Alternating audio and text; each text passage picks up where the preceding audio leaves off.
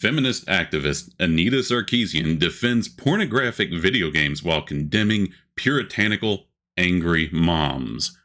Sorry, can I get my ale? It's just that I think I'm sobering up. What world am I living in?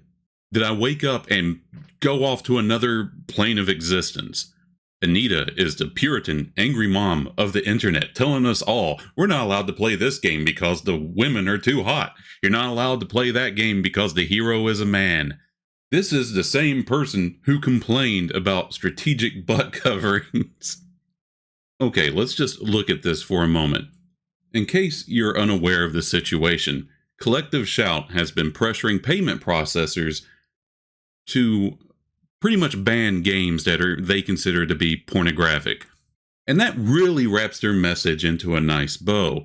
We just want to ban the porn games, or, well, they've said this before, the ones that feature the R word or incest. And it sounds like something almost everybody can get behind, right?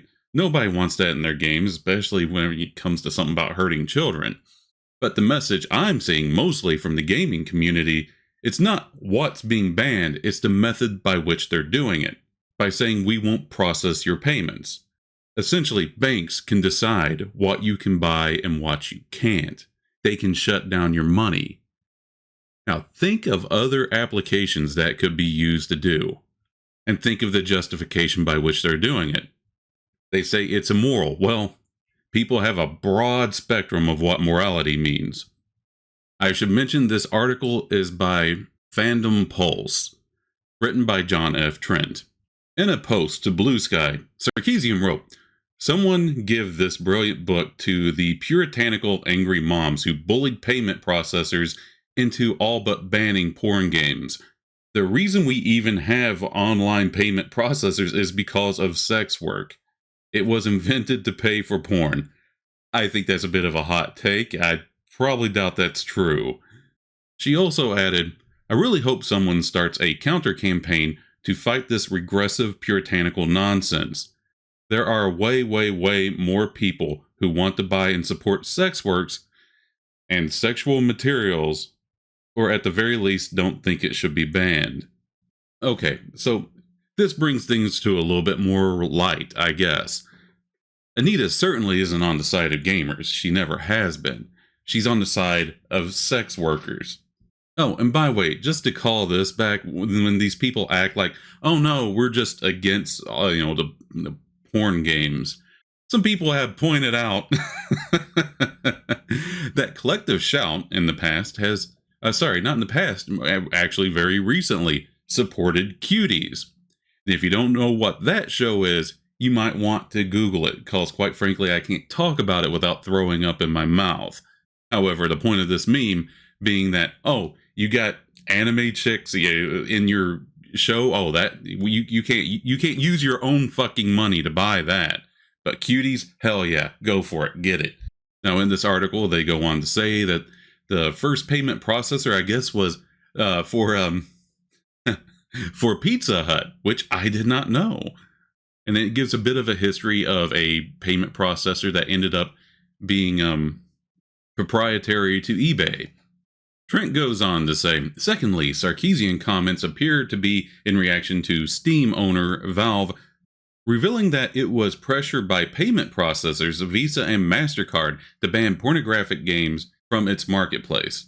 A Valve spokesman informed PC Gamer, "We were recently notified that certain games on Steam may violate the rules and standards set forth by our payment processors and their related card networks and banks. As a result, we are retiring those games from being sold on the Steam store." Trent ended the article with this. The organization's movement director, Melinda Tankard-Reist, that's the way I'm going to pronounce it, quoted an extract from an article written by Natasha Bida in The Australian. Hundreds of sexually violent online games that let players roleplay R-word, incest, and torture of women and children have been suddenly removed from the global gaming platform Steam. In a victory for child safety campaigners, Steam banned the games after Australian-based Collective Shout accused payment platforms Visa, PayPal, and MasterCard of profiting, there we go, from violent pornography. Now, this is their Twitter post, which kind of have some fun going through and seeing how people react to these things. I can agree with this comment. Broken clocks, huh? Ain't that something? The question I have in my head is, are these payment processors going to stop allowing people to make OnlyFans purchases? I wonder if that's something that's going to happen. Isn't she the twit that caused all the ugly, sexless game characters to begin with?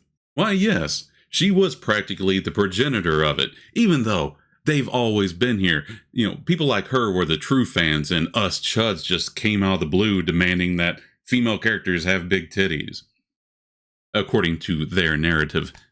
I mean, at this, for Anita saying that there needs to be some kind of counter against that campaign, this is what you wanted. This is what I would say to Anita. This is what you wanted. This is the problem with corporate authoritarianism. Authoritarians don't always do what you want. They are not beholden to the will of the people. They do as they see fit. And once you give somebody absolute and complete authority, you really can't complain when they do things you don't like. That's not how authoritarianism works. That's why it's better to live and let live. If men want to play a video game where they are a big, strong man, killing the enemy and saving the princess and saving the kingdom and bringing peace back to the land, instead of screaming misogyny, maybe you need to just go play Hello Kitty Island and let us have our fun. That way you get to be happy playing your easy mode games, and we get to be happy playing the games we want to play. Sound good? This tweet got me to laugh. Are you effing kidding me? You, of all people, saying this. Of course, responding to Anita in a screenshot, because if you reply to her directly, she will block you. But here is a very interesting theory. No, you have to view it from the perspective of an intersectional feminist who claims to champion LGBT rights and demands the right to sex as she sees fit. Her saying that makes sense. Because your enemies are starting to hate your other enemies, that don't mean they're your friends. So, if I can make sense of this, what James here is saying is that Anita is only stepping in because the payment processors are stopping the sex that she approves of. But Anita is most likely protecting the porn and OnlyFans workers. Which, this is pretty hilarious. As a gamer, I never ever thought that me and Anita would come anywhere near each other.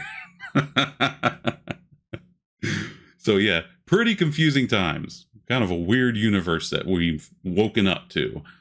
And as usual, whenever I want to understand a grounded-based take on something, I look to Jean Gentry, who said, "I am not surprised." No, she was always a raging hypocrite. However, no one trusts her ever again. No, the enemy of my enemy is my friend, mutual enemy alliance. She'd have no problem with porn games being banned if the reach of that ban didn't impact in real life sex work like OnlyFans. And there you go.